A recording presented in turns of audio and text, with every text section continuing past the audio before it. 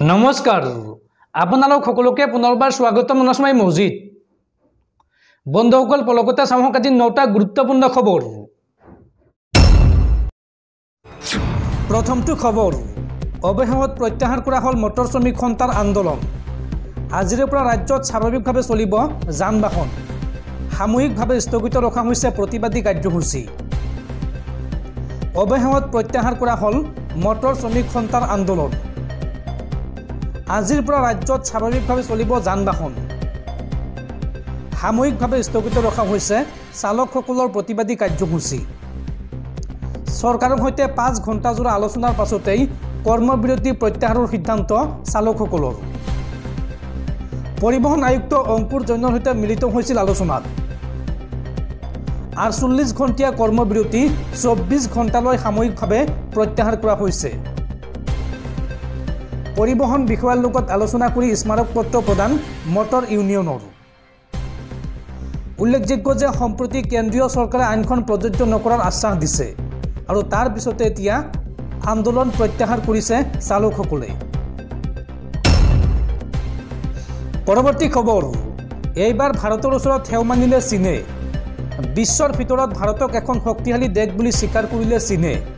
আৰু প্ৰধানমন্ত্ৰী মোদীৰ নেতৃত্বত বিকাশ হৈছে ভাৰতৰ এইদৰে ভাৰতৰ প্ৰশংসাত পঞ্চমুখ হৈ পৰিল ৰঙা চীন এইবাৰ ভাৰতৰ ওচৰত হেও মানিলে চীনে বিশ্বৰ ভিতৰত ভাৰতক এখন শক্তিশালী দেশ বুলি স্বীকাৰ কৰিলে চীনে চীনৰ মুখপাত্ৰ গ্লোবেল টাইমছত ভাৰতক উচ্চ প্ৰশংসা প্ৰধানমন্ত্ৰী মোদীৰ নেতৃত্বত আৰ্থিক ক্ষেত্ৰত বিকাশ হৈছে ভাৰতৰ আৰু বৈদেশিক ক্ষেত্ৰতো ভাৰতে নিৰন্তৰ প্ৰগতি কৰিছে বুলি গ্লোবেল টাইমছত উল্লেখ কৰা হৈছে যোৱা 4 বছৰত ভাৰতৰ অৰ্থনৈতিক নীতি আৰু কূটনৈতিক সাফল্যক প্ৰশংসা চীনৰ দক্ষিণ এছিয়ান অধ্যয়ন কেন্দ্ৰৰ সঞ্চালক ঝাং জিয়াডঙৰ প্ৰবন্ধত ভাৰতৰ সফলতাৰ কাহিনী বৰ্ণনা ৰাছিয়া ইউক্ৰেইনৰ যুদ্ধৰ সময়ত ভাৰতৰ দৃষ্টিভংগীক লৈ আলোচনা কৰা হৈছে এই প্ৰবন্ধটোত ভাৰতে আমেৰিকা জাপান ৰাছিয়াৰ দৰে দেশসমূহৰ সৈতে সম্পৰ্ক শক্তিশালী কৰিছে বুলি উল্লেখ কৰিছে চীনে পৰৱৰ্তী খবৰ ৰাজ্যৰ আৰক্ষী জোৱানসকল সাৱধান নিয়ম নমনা আৰক্ষীক নতুন বছৰত দয়া ক্ষমা কৰা নহ'ব নতুন বছৰত আৰক্ষীলৈ বিশেষ নিৰ্দেশনা ডিজিপি জিপি সিঙৰ নতুন বছৰত অসম আৰক্ষীলৈ বিশেষ নীতি নিৰ্দেশনা অসম আৰক্ষীৰ মুখ্য কাৰ্যালয়ৰ পৰা দিয়া হৈছে বিশেষ কেইটামান নিয়ম নামানিলে দয়া ক্ষমা কৰা নহ'ব অসম আৰক্ষী থানাক পবিত্ৰ মন্দিৰ বুলি ভাবি কাম কৰক আৰক্ষী থানাত যৌন আতিশায্য ধন দাবীৰ ঘটনা সহ্য কৰা নহ'ব সাধাৰণ ৰাইজক ভালকৈ মাৰ্জিত ব্যৱহাৰ কৰিব লাগিব আৰক্ষীয়ে সাধাৰণ নাগৰিকৰ প্ৰতি সন্মান প্ৰদৰ্শন কৰিব লাগিব আৰক্ষীয়ে আৰু কৰ্তব্যৰ সময়ত সুৰাসক্ত অৱস্থাত থকা আৰক্ষীৰ বিৰুদ্ধে কঠোৰ ব্যৱস্থা গ্ৰহণ কৰা হ'ব পুলিচৰ ইউনিফৰ্ম পিন্ধি সুৰা সেৱন কৰিলে সহ্য কৰা নহ'ব নতুন বছৰত আৰক্ষীক দায়বদ্ধতাৰে ৰাইজৰ সেৱা কৰিবলৈ অনুৰোধ ডিজিপি জিপি সিঙৰ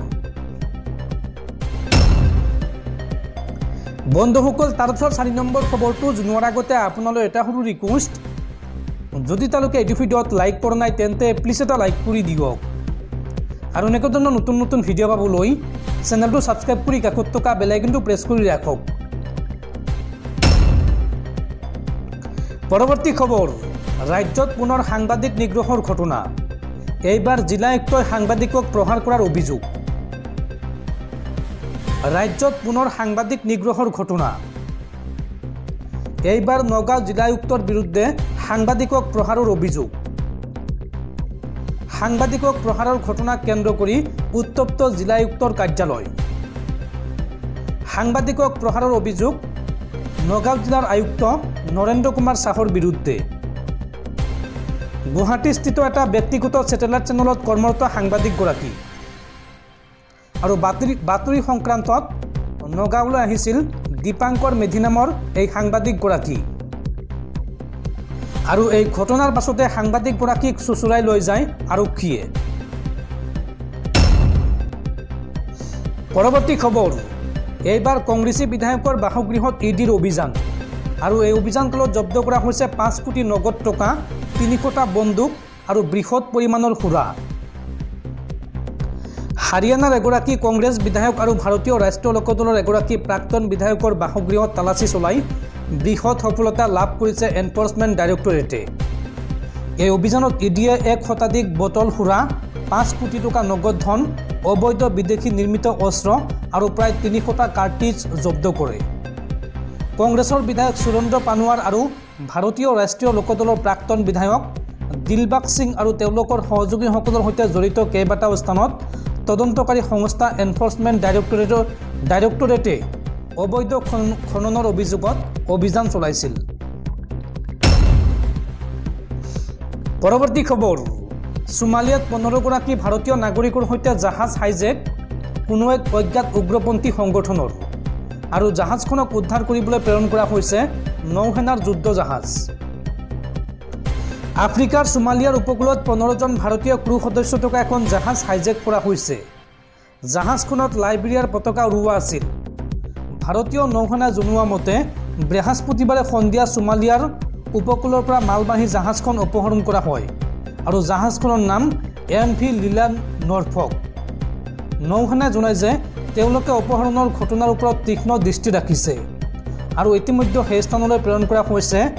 INS চেন্নাই নামৰ এখন নৌসেনাৰ যুদ্ধ জাহাজ বাতৰি মতে অপহৰণ কৰা জাহাজখন নিৰীক্ষণৰ বাবে চোৰাংচোৱা বিমানো নিয়োগ কৰা হৈছে সূত্ৰ অনুসৰি ইতিমধ্যে জাহাজখনৰ ক্ৰু মেম্বাৰৰ সৈতে যোগাযোগ কৰা হৈছে অৱশ্য এই অপহৰণৰ আঁৰত কোন আছে সেই কথা নৌসেনাৰ তৰফৰ পৰা এতিয়াও প্ৰকাশ কৰা নাই পৰৱৰ্তী খবৰ 2024ত দ্ৰুতগতিত বিকাশ হ'ব ভাৰতীয় অৰ্থনীতি এই মন্তব্য ৰাষ্ট্ৰসংঘৰ কোভিড মহামাৰী ইউক্ৰেইন আৰু পশ্চিম এছিয়াৰ যুদ্ধই সমগ্ৰ বিশ্বকে অৰ্থনৈতিক সংকটৰ মাজলৈ ঠেলি দিয়াৰ সময়তো ভাৰতৰ অৰ্থনৈতিক অগ্ৰগতি অব্যাহত থাকিব ৰাষ্ট্ৰসংঘৰ প্ৰতিবেদনে ভাৰতৰ অৰ্থনীতিৰ বাবে কঢ়িয়াই আনিছে এই ভাল খবৰ 2024 চনত ভাৰতীয় অৰ্থনীতি আটাইতকৈ দ্ৰুতগতিত বিকাশ হ'ব বুলি ৰাষ্ট্ৰসংঘৰ প্ৰতিবেদনত প্ৰকাশ পাইছে ৰাষ্ট্ৰসংঘৰ বিশ্ব অৰ্থনৈতিক পৰিস্থিতি আৰু সম্ভাৱনা 2024 শীৰ্ষক প্ৰতিবেদনত চলিত বছৰত ভাৰতৰ GDP বৃদ্ধিৰ হাৰ 6.2% হোৱাৰ সম্ভাৱনা আছে বুলি উল্লেখ কৰিছে পৰৱৰ্তী খবৰ চালকসকলৰ প্ৰতিবাদলৈ পূৰ্ণ সমৰ্থন ৰাইজৰ দলৰ সভাপতি তথা শিৱসাগৰ সমষ্টিৰ বিধায়ক অখিল গগৈ চালক বিৰোধী আইনখন প্ৰত্যাহাৰৰ দাবী বিধায়ক অখিল গগৈ কেন্দ্ৰীয় চৰকাৰৰ ভাৰতীয় ন্যায় সংহিতাৰ হিট এণ্ড ৰান গোচৰৰ শাস্তিৰ বিৰোধিতাৰে চালকসকলে গ্ৰহণ কৰা যান বাহনৰ চলাচল বন্ধৰ ধৰ্মঘট কাৰ্যসূচীলৈ পূৰ্ণ সমৰ্থন আগবঢ়াইছে ৰাইজৰ দলে সংবাদ মাধ্যমলৈ এই সন্দৰ্ভত প্ৰেৰণ কৰা এক বিবৃতিযোগে ৰাইজৰ দলৰ সভাপতি তথা বিধায়ক অখিল গগৈয়ে চালক বিৰোধী এই বিতৰ্কিত আইনখন শীঘ্ৰে প্ৰত্যাহাৰ কৰিব লাগে বুলি দাবী জনায় এজন গাড়ী চালকে দুৰ্ভাগ্যবশতঃ যদি কাৰোবাক খুন্দিয়ায় তেন্তে সেই চালকজনে 10 লাখ টকাৰ জৰিমনা কেনেকৈ ভৰিব তথা গাড়ী চালক এজনৰ বাবে 10 লাখ টকা জৰিমনা সম্ভৱ নেকি বুলি প্ৰশ্ন কৰে বিধায়ক অখিল গগৈয়ে কেৱল মাত্ৰ জৰিমনা সংগ্ৰহৰ স্বাৰ্থত এই আইন গাড়ী চালকসকলৰ ওপৰত জাপি দিব খোজা হৈছে বুলিও উল্লেখ কৰি তেওঁ লগতে এনেকুৱা এখন বিতৰ্কিত কলা আইন প্ৰত্যাহাৰ কৰিব লাগে বুলি দাবী কৰে পৰৱৰ্তী খবৰ ৰাজ্যত পুনৰ উৎকোচ কাণ্ড এইবাৰ 20,000 টকাৰ ঘোষ লৈ হাতেলুটে গ্ৰেপ্তাৰ হ'ল জিলা কৃষি বিষয়া দুৰ্নীতি নিবাৰক শাখাই গ্ৰেপ্তাৰ কৰিলে কৃষি বিষয়া বুদ্ধেশ্বৰ দাসক গোৱালপাৰাত এইবাৰ উৎকোচ লৈ গ্ৰেপ্তাৰ হ'ল জিলা কৃষি বিষয়া গ্ৰেপ্তাৰ হোৱা কৃষি বিষয়াগৰাকী বুদ্ধেশ্বৰ দাস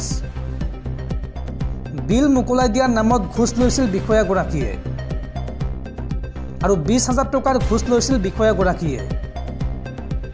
ঠিকাদাৰৰ পৰা 20,000 টকা ঘোষ লৈছিল জিলা কৃষি বিষয়া বুদ্ধেশ্বৰ দাসে আৰু এই ঘোষ লোৱাৰ সময়তে হাতেলুটে গ্ৰেপ্তাৰ হয় কৃষি বিষয়া বুদ্ধেশ্বৰ দাস পৰৱৰ্তী খবৰ পুনৰ উত্তপ্ত সন্ত্ৰাসজৰ্জৰ জম্মু কাশ্মীৰত সেনাৰ এনকাউণ্টাৰত মৃত্যু হৈছে দুৰ্ধৰ্ষ সন্ত্ৰাসবাদীৰ কেইবাটাও বিক্ষিপ্ত কাণ্ডৰ সৈতে জড়িত আছিল এই দুৰ্ধৰ্ষ সন্ত্ৰাসবাদীটো জম্মু কাশ্মীৰৰ শোপিয়ান জিলাত আজি নিৰাপত্তাৰক্ষীৰ সৈতে হোৱা সংঘৰ্ষত নিহত হয় লস্কৰী তৈবাৰ এজন সন্ত্ৰাসবাদী। নিহত সন্ত্ৰাসবাদীজন উপত্যকাটোত সংঘটিত কেইবাটাও হিংসাত্মক কাণ্ডত জড়িত আছিল বুলি প্ৰকাশ কৰিছে আৰক্ষীয়ে। পৰৱৰ্তী খবৰ, মুখ্যমন্ত্ৰী হিমন্ত বিশ্ব শৰ্মাৰ কঠোৰ নিৰ্দেশৰ পিছতো